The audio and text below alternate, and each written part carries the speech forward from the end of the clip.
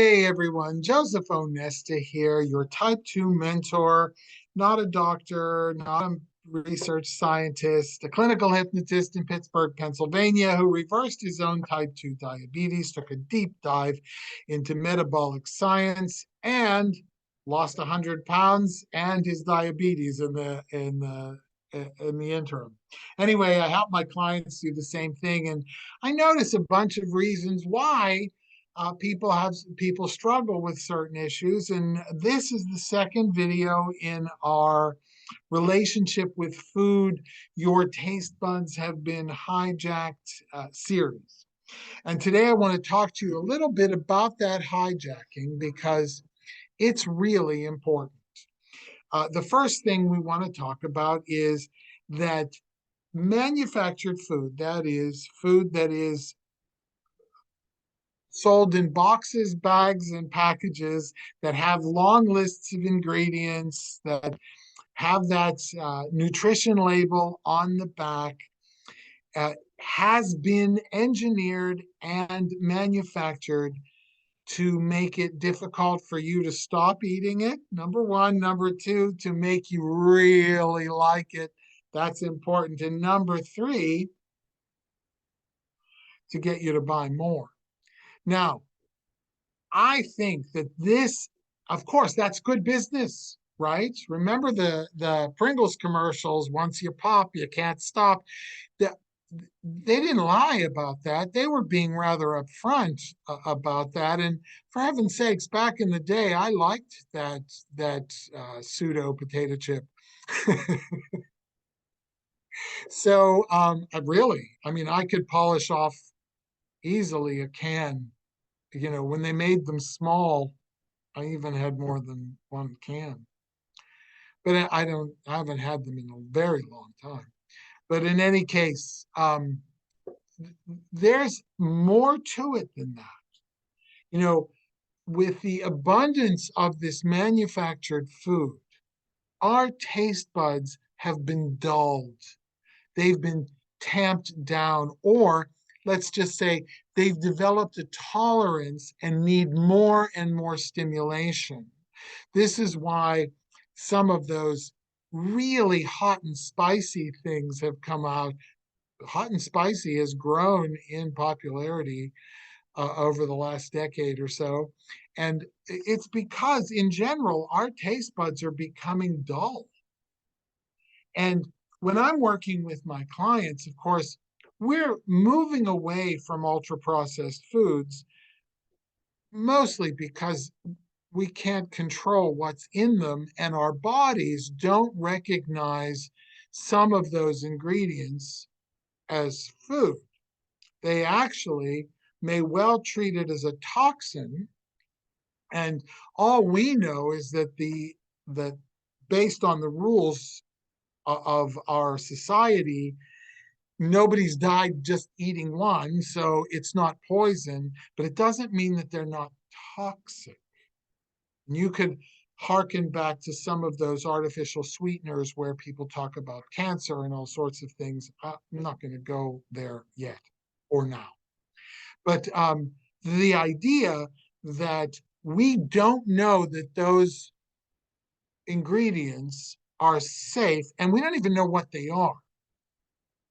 Like, some of them are scientific words that make no sense to our mind. And of course, we're getting used to eating things that we don't know what's in it. Okay, psychologically, it's like, okay, this tastes good and nobody's dying, and but the truth is what's it doing to our taste buds? Why do we need more and more and more? Number one. Number two, what's it doing in our body? How is our body actually processing this? Is it processing it like food, or is it processing it like a toxin? Is it something that needs to be cleaned out?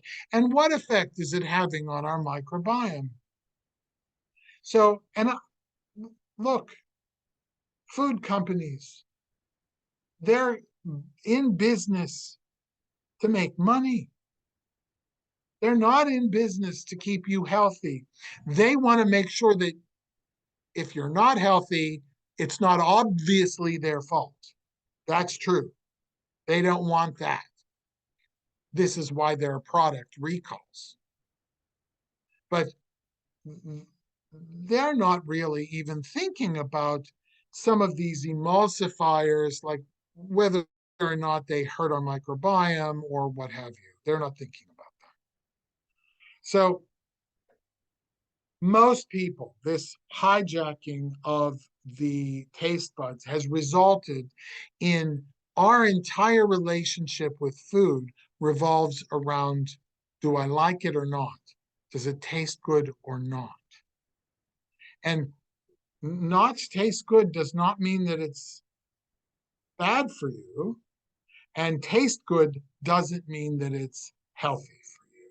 So, that being said, let's make a decision that what we want to do is improve our relationship with food, improve our relationship with our body, so that we actually restore the connection between what we ate before and how we feel or how we're doing right now. Are we mentally clear? Are we emotionally stable? Are we fatigued? Are we hungry all the time? Are we uh, messed up in some other way? You know, I can tell you from my experience and the experience of my clients that once this shift starts to happen, your body has great ways of communicating to you and saying, look, don't eat much of that because it makes me work. And the thing is, we all want to lead healthy lives. So, piece of advice number one is move away from ultra processed foods. And let's just define it. It's a product, it's a food with air quotes, it's a food that doesn't kill us right away, but doesn't necessarily have benefit for our bodies. That it includes ingredients that we don't know what they are and we don't know what they did to them. Example, modified potato starch. When you boil potatoes, what's at the bottom of the pan, that white stuff, is potato starch. What did they do to it? What's modified potato starch? Why did they have to modify? And I'm not, this is like the least. I mean, there are some that are like multisyllabic chemical names. And I don't know what those chemicals are. And I don't have a degree in chemistry. And I don't know. Why are they adding it to my food? Why are they adding it to my food? All right. So if we move away from ultra processed foods, we are removing toxins, including things like pesticides and herbicides, but just plain old chemicals that we wouldn't normally eat.